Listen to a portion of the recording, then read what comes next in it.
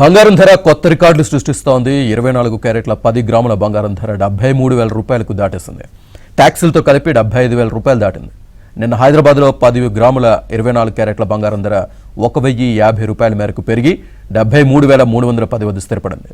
10 గ్రాముల 22 క్యారెట్ల బంగారం ధర 67,200కు చేరింది.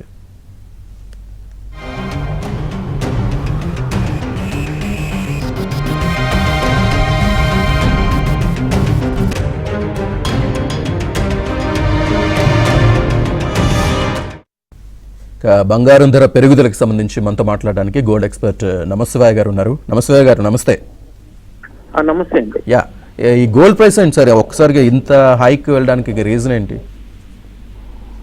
అంటే కోవిడ్ నుండి యాక్చువల్ గా గోల్డ్ కి మహర్దశ పట్టిందండి.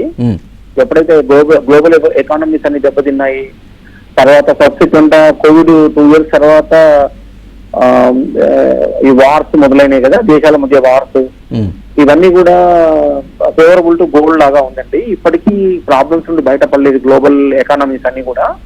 ఇప్పుడు ఆఫ్ లేట్ ఏంటంటే యూఎస్ ఇంట్రెస్ట్ రేట్లు తగ్గించవచ్చు అని అనుకున్నారు, బట్ అక్కడ ఇన్ఫ్లేషన్ వరీస్ ఇంకా కంటిన్యూ అవుతున్నాయి.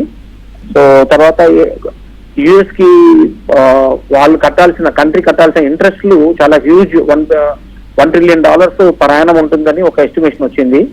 సో ఇవన్నీ మూలాన అన్ని దేశాలు కూడా, ముఖ్యంగా చైనా, రష్యా ఇట్లాంటి దేశాలన్నీ, ముఖ్యంగా చైనా బంగారంలో పెట్టుబడులు పెట్టడం స్టార్ట్ పెట్టారండి.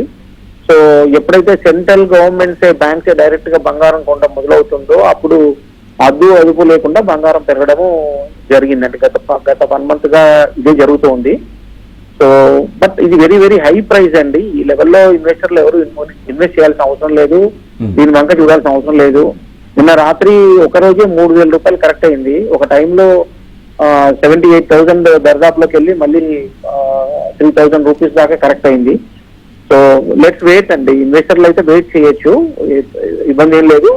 మళ్ళీ కొంచెం కంఫర్టబుల్ లెవెల్కి వస్తేనే మళ్ళీ కొనడానికి ఆలోచించడం బెటర్ అండి.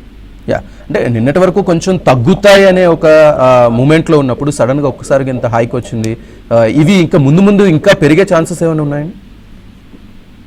అంటే కొంచెం కరెక్షన్ వచ్చాకనే మళ్ళీ పెరగొచ్చండి. ఎందుకంటే కరెక్షన్ స్టార్ట్ అయింది, సెటిల్ అయింది కదా. కరెక్షన్ వచ్చాకనే మళ్ళీ ఫర్దర్ కొంచెం కన్సాలిడేట్ అవ్వాలి. ఎప్పుడు కూడా టెక్నికల్ గా ఏం చెప్తామంటే కొంచెం బేస్ ఫామ్ అవ్వాలి అంటాము. అయినాక మళ్ళీ అక్కడ నుండి మళ్ళీ పెరిగే అవకాశాలు ఉన్నాయండి. ఎందుకంటే పరిస్థితులు బాగలేవండి. India is doing very very good actual గా, ఎకానమీ వైజ్ గా అన్ని వైపు. మన ఇన్ఫ్లేషన్ కూడా చాలా కంట్రోల్లో ఉంది, బట్ మిగతా దేశాలు అలా లేదు. So that is a problem. ఇప్పుడు డాలర్ ని నమ్ముతాం అందరము కూడా. ఈ డాలర్ అనేది ఈ రోజు నమ్మడానికి భయంగా ఉంది, అన్ని దేశాలు భయపడుతున్నాయి. సో కాబట్టి డాలర్ కి ప్రత్యామ్నాయంగా కొంత పెట్టుబడి బంగారంలో పెడుతున్నారు. ఎంత పడితే అంత పెట్టలేరు బంగారంలో, ఎందుకంటే చాలా చిన్న కమాడిటీ బంగారం అనేది. కాబట్టి కొంత పోర్షన్, కొంత డాలర్ బేస్డ్ బాండ్స్ కానీ ఇట్లాంటివి అయితే కొంచెం అన్వైండ్ చేస్తున్నారు. అందులో కొంత పోర్షన్ మాత్రమే బంగారంలోకి వస్తుంది. దేశాలు వాళ్ళ కరెన్సీ, వాళ్ళ పోర్ట్ఫోలియోస్ కాపాడుకోవడానికి కొంత పెట్టుబడి పెడుతున్నాయి. ముఖ్యంగా చైనా చాలా అగ్రెసివ్ గా ఉంది, రష్యా కూడా అగ్రెసివ్ గా ఉంది, చైనా మాత్రం చాలా చాలా చాలా అగ్రెసివ్ గా ఉంది. బంగారం బాగా ఉంటున్నారు. సో కొద్ది కరెక్షన్స్ వస్తాయి. కరెక్షన్ సెటిల్ అయింది కాబట్టి పడ్డప్పుడు చూడొచ్చండి.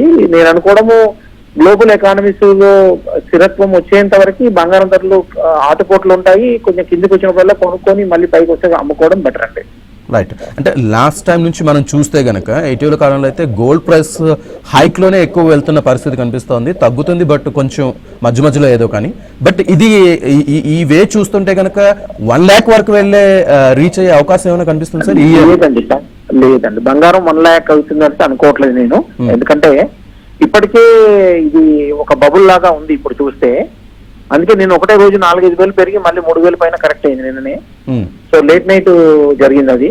సో కరెక్షన్ సెటిల్ అయింది కాబట్టి బహుశా ఇంకా కొంచెం డౌన్ సైడ్ వెళ్ళొచ్చు కొద్దిగా. నెక్స్ట్ 6 months 1 year అవసరాలు ఉన్న వాళ్ళు మాత్రం కొనుక్కోవచ్చు అండి ఈ కరెక్షన్ లో. సో ఎంతవరకు పడుతుంది అనేది మనం ఎగ్జాక్ట్ చెప్పలేం కాబట్టి 2 కానీ 3 ఇన్స్టాల్మెంట్ లో కానీ కొనుక్కోవచ్చు.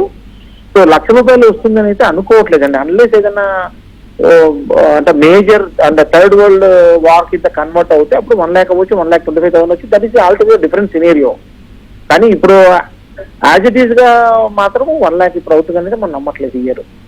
కాబట్టి వెండి అయ్యే అవకాశాలు ఉన్నాయండి. వెండి మాత్రం ఛాన్సెస్ ఉన్నాయి వెండిలో. బట్ బంగారం అయితే అవ్వకపోవచ్చు ఈ సంవత్సరం.